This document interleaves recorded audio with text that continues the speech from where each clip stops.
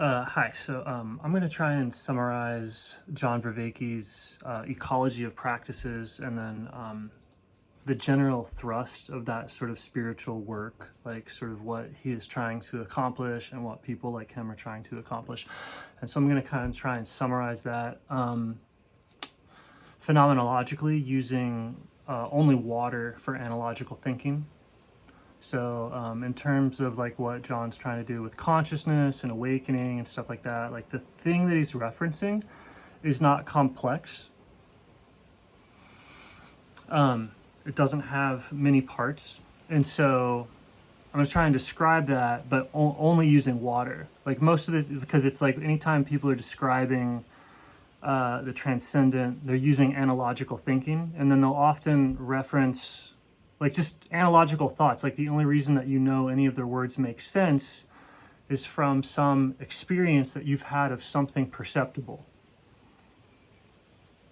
right? So like when a spiritual teacher is talking about the transcendent, every time they reference any different object or any different idea or any different substance, they're switching analogies. And so then they're conveying one idea but with multiple analogies. And so that makes the phenomenon seem more complex than it is. So, and normally you need to do that because most substances don't have enough qualities, they don't have enough actions, they don't have enough behaviors, they don't have enough ways of interacting with them in their entirety to like truly provide an accurate description of the transcendent. But you could take the qualities of a chair, the qualities of a cup, the qualities of a church, the qualities of a mountain, the qualities of a whatever, and using all of those different phenomena analogically, you could kind of describe the transcendent as like an attempt to point to it, right? So I would say that the main like issue with using like multiplicitous language like that makes the transcendent more complex than it is. And so the only other thing, like, so you can use water, like water has enough properties to like fully encompass the transcendent scientifically, which I'll get into in a second. But it's only one substance, so it's one analogy, so it's simplistic. So there's a higher level of understanding available in water than in other concepts in terms of theological, analogical, transcendent thinking. The only other substance that is simple enough and is likely a better thing in terms of understanding the transcendent is via personhood or personality. That's one level. That's simpler than water. It's more direct. But like if you want to do scientific, the only way you could do it is with water.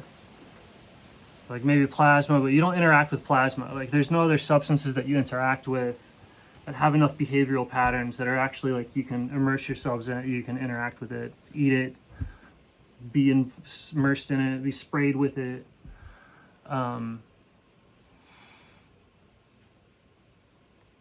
So you could say that plasma has the complexity to do it, but you don't interact with plasma as completely, or light or fire or whatever.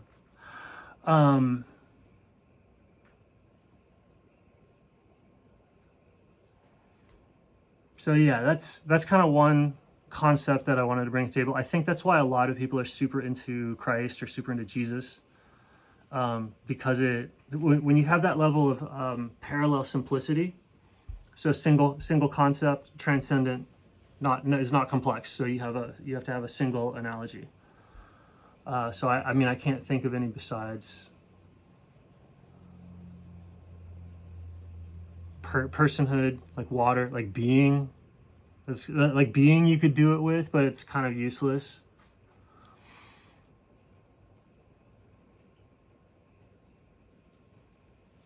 So with the ecology of practices, it's more of consciousness is this surface level of kind of experienceable phenomenon. Like the surface of the water that has the waves. The things that you analyze that look like objects and that look like waves is the surface of consciousness. And then underneath that is what people call silence. And so when you're on the, if you're kind of a surface dweller, if you're vital, if you're, there's just waves on the surface. There's just waves, and you might happen to be a huge wave. Like you might happen to be a huge linebacker. And then as you go, like that wave slowly loses energy and it gets old, and then you can't detect that it was ever there. Or you might be like a dinky little wave of some sort. And then as these waves interact, sometimes they can start to swirl, self-contained, and then there's the waves like that. So these big waves are almost like time, very big swirls. Everyone's caught in a big swirl of pattern, and this is happening in consciousness. So all these different phenomenons of like how consciousness can move behaves like very identical to water.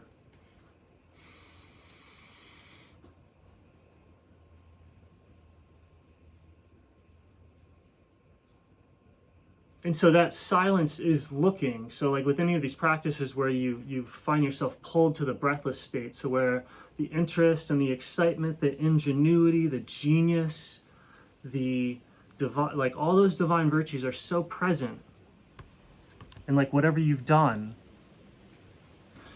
that it pulls your breath in without any wave motion. Like the divine pulls the life in. And so that's the breathless state, and it's a sinking into silence, to where there's like there's awareness without activity.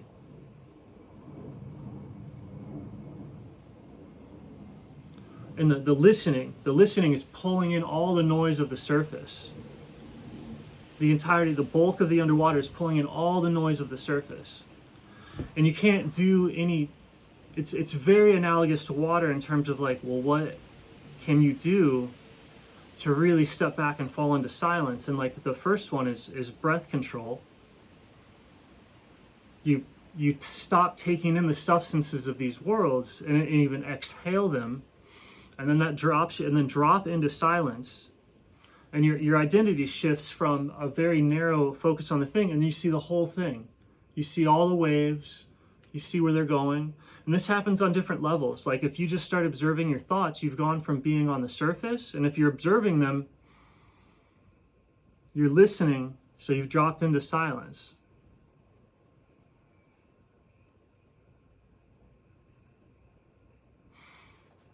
And so there's various ways, and all that is interest, right? So to drop into silence at the physical level, you just have to be, something has to make you interested.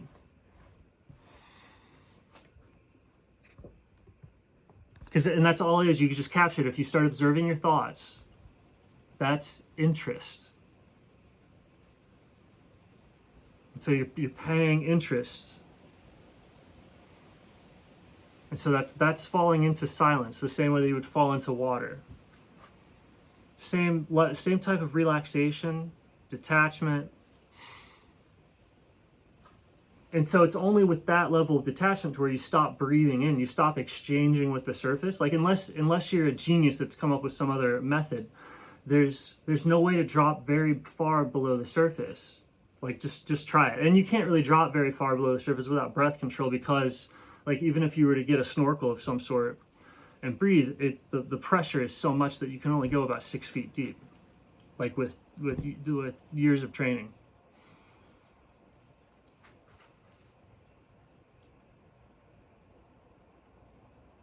And like even breathing deeper in water than anybody else has ever breathed before without losing connection to the surface, like going that deep without losing connection to the surface, like even if you were to do something like that, it's still not very deep. Although it would definitely connect something at the surface like deeper than ever has been done before, because it's like nobody would think to use a 6-foot snorkel. But even if you were to do that, it's still not very deep. So as you drop down, you're seeing all the, and then you lose identity with this one, or whatever it was, and then you can see into the future where it's gone, and then you see all of it, and you see like you're in kind of resonance. The only reason you have identity with that one is because you're somehow in resonance there with the surface. And so with that falling away into the silence from that vantage point, so this is where a lot of the super intense rituals come from. Like if you wonder why secret societies do like super intense rituals, it's to induce this state of forcing a detachment from the surface. Because there's like micro detachments, and that's like, oh, I'm free of my thoughts, or oh, I'm free of my emotions, or whatever. And like the bigger ones, it's like, oh, I'm free of my body, or I'm free of gravity. And that's deeper and deeper levels of athleticism and intuition. And the type of power that it grants is that vantage point of like, I see the entirety of the surface. So it's created like an inverse or like a negative wave. Especially if it's done through like some sort of like ritualistic intensity. It kind of forces the person down there. And so like when you're down there, you get the choice of seeing like, it's like, okay, it's all of it.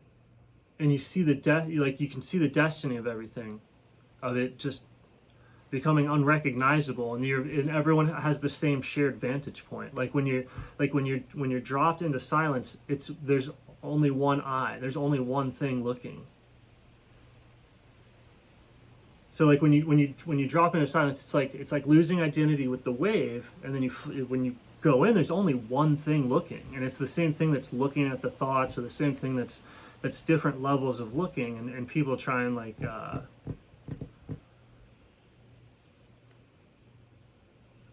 the various levels of ritualistic intensity absolutely work in teaching people how to detach from the surface and drop in and gain a deeper sense perception, which includes and feels a much greater amount of sensory phenomenon in the surface world.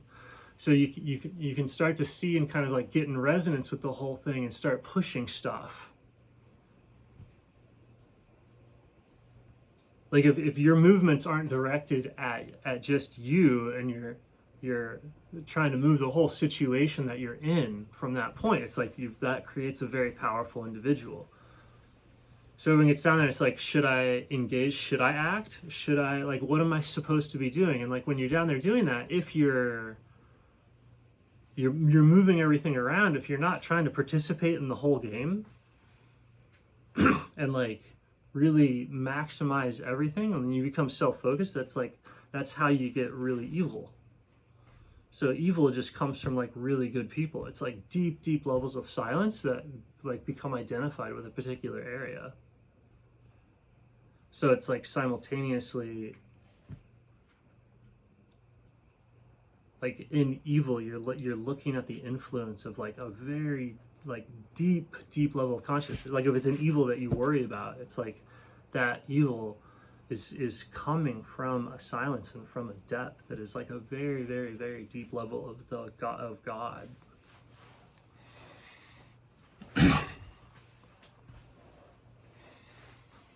And then there's also like a tormented soul that's like drowning there. Which is why, like, so like evil is like, you could go so far as to be like almost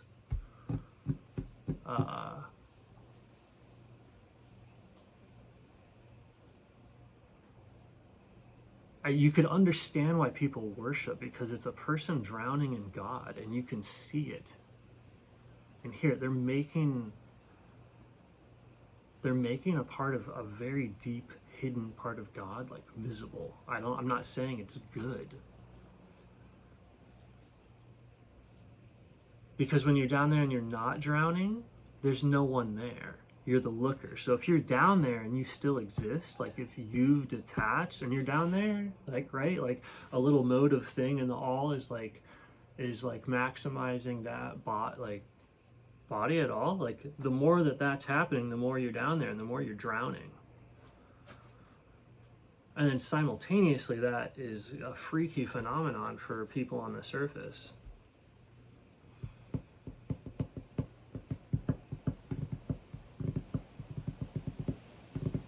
And that's happening at various degrees.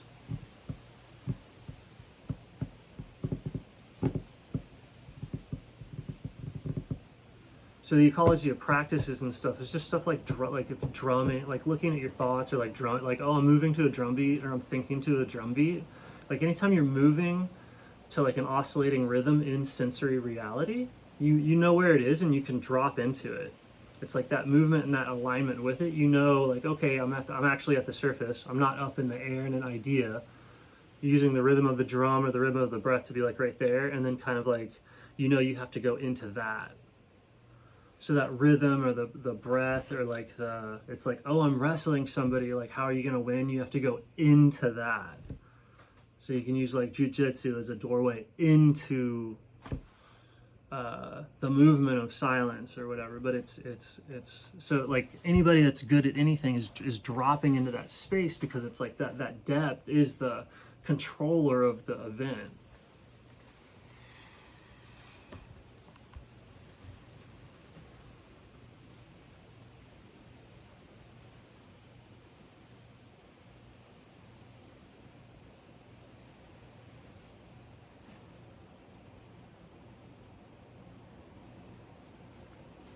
And so you can go on and on and on with like different metaphors and analogies of water, and how it interacts with us, and how like there's a lot of different like ways and patterns like the nervous system can fire, and there's the different like patterns and like rhythms and oscillations that can happen in the chemistry of the body.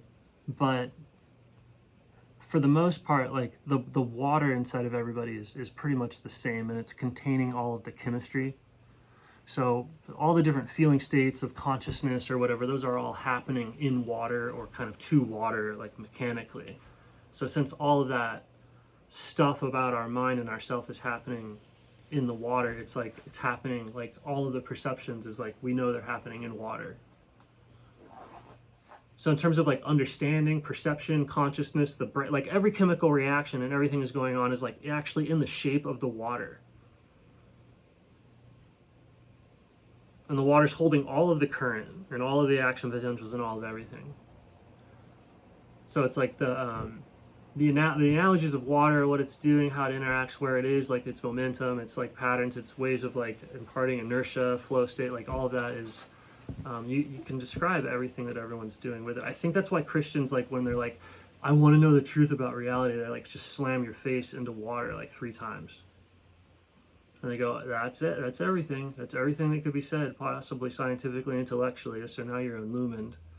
And then they're like, okay, now you're ready for the next mystery, which is like, eat the God flesh, eat the flesh of this person. So they go from like the water mystery into the person mystery. And then I think the person mystery, I think, takes you into a higher mystery still. I'm stuck at the water mystery. I'm like a barely sentient fish human.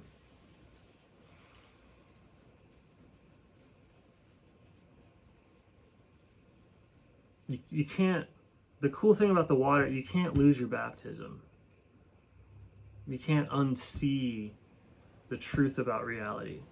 Like when you see the truth of reality in water or in that baptism, like the mechanics of it, you can't lose the relationship with that, which is cool. So you can't fall outside of that level of like, sweet, I can swim. But then there's that interpersonal level to where it's like you can have the person is even simpler. So it's like you can have, it's not like you have a misunderstanding about God, but the relationship with God can be broken in that same way that the relationship with people can be broken. And so it's not, then your lack of theosis, or your lack of philosophical understanding, or your lack of intellectual acumen in terms of theology could potentially be non-existent, the same way that like a relationship with another person could be almost non-existent. You could see them every day and have no relationship whatsoever. You could like know the mechanics of your coworkers and like their biomechanics and their molecular biology stuff, and like if you don't know whatever their story or their personality or whatever, it's like missing that whole thing. So I think in terms of like the Christianity thing, it's like that next level of salvation. Like how do you learn about that next level of simplicity? And it's like the personality is the means by which that next level of simplicity is explored. The same way that like water was the analogical means of knowing that level of simplicity of like that. The propositional statements about truth. Like even if you were going to have like different types of truth, because truth is simple, the type of truth you would want to have the truth as explained through football, or the truth as explained through politics, or the truth as explained through piracy. And then you have a single subject, and when an author goes into that single subject, they can bring out all of the transcendent principles using the single analogy of truth, and then those volumes or those tomes tend to impact people as more meaningful. To whereas like people are more ADHD scatterbrained, gathering like bits and pieces of the meaning of truth from like all the different religious systems, all the different, like when people have done that to themselves, actually, like water can be very healing. Like when people have done the comparative religion thing and they know everything about every religion and they respect everything about every faith and all that stuff, it doesn't actually, it actually makes it incredibly complex, because the transcendent and the truth is like very, very simple. So doing it using like the search for the totality of worldly knowledge creates a type of anti-knowledge. Whereas like the person that goes into a single system very, very deeply comes up with a simplistic, analogical, coherent system. Because they're using the patterns and connections that are contained within that event, versus when you're making connections between like South American shamanism and Taoism, there's no connection there besides the one that you're like kind of imagining, like as you compare concepts. Whereas if you study that single one, it has analogical concepts that are grounded in that cultural perceptual experience, and thus it has like a very good match or enmeshing with the simplicity of the transcendent. In simplicity resonates with the simplicity of the transcendent, so you can get truth from those self-contained, coherent, analogical systems. And you cannot extract really any useful truth from the self-created comparison of neighboring analogical systems.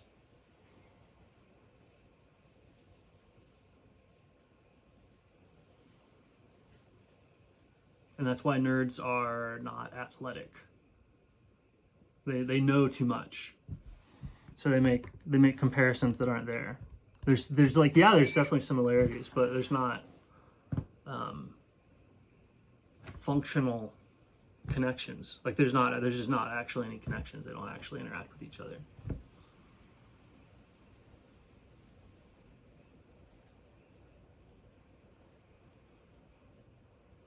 So that's why people find Pajot to be like more profound most of the time,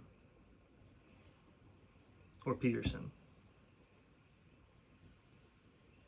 He's mostly Jungian or whatever, kind of more had a feel of study versus like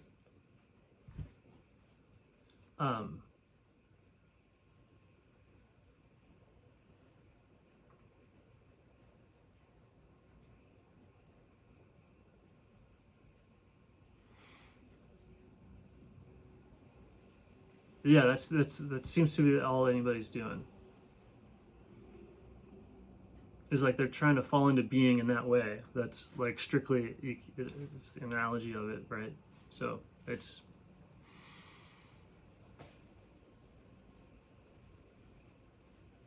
when you drop into it, most of the time your orientation, it's like up there. You're like looking at the mess of the entire world and like how do I participate? What could I possibly do?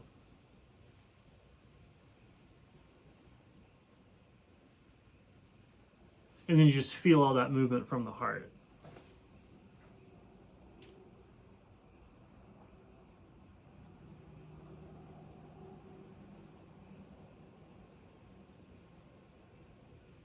And you kind of forget about yourself. And that's probably the best possible thing that could happen. Because otherwise, everything that's happening, all the agitation, if you watch it all the way to where it dies, it goes to nothing. every wave.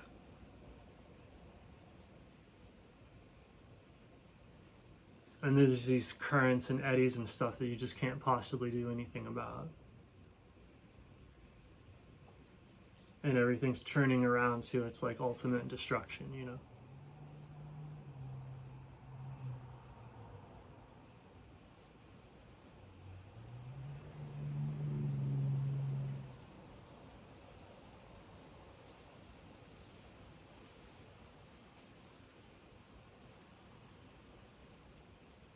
Anyway, just wanted to throw that out as a conversation piece if anybody's interested in like having a talk about water in terms of like the ecology of practices. I think it's a useful tool in developing coherent analogical or conceptual notions about the transcendent. That's even it's open to autists, you know, like the personality thing. Maybe like, hey, like a person, I get it. You don't want to interact with the personality, like a person hurts you, so better withdraw from the person of God. Like, I get it. So we'll just stick with water. Everyone's cool with water. Like everyone drinks water. That's fine. So I think it like among like I'm autistic. I have a deeper relationship with water than I do God. I'll be the first one to admit that. I go to the pool way more than I go to church. You know, no shame. You know, but I think you should say, like, even if like we should just say that the Christians have it right. It's the person at like they're right. They're just right. That's the best means and the best mode of interacting with God is the person. Like it's simple. There's only one, and then the personality is even simpler than water. Like what's water? It's like, oh, it's waves. It's the listening. It's rain. You like what's water? Like that's complex. Like it's like who am I? Like just right there. It's the person is just simpler. Like the person is like so simple. So it's a better like the simple personality of God is the next step up the rung, and then there's something simpler still. Probably I can't imagine what would be simpler until I became simpler. Right now my personhood is the simplest thing about me. So that's the simplest, most analogically correct connection you could possibly have with God.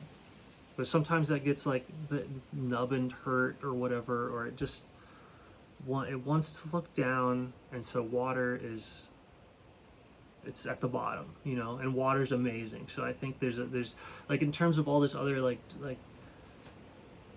anyway.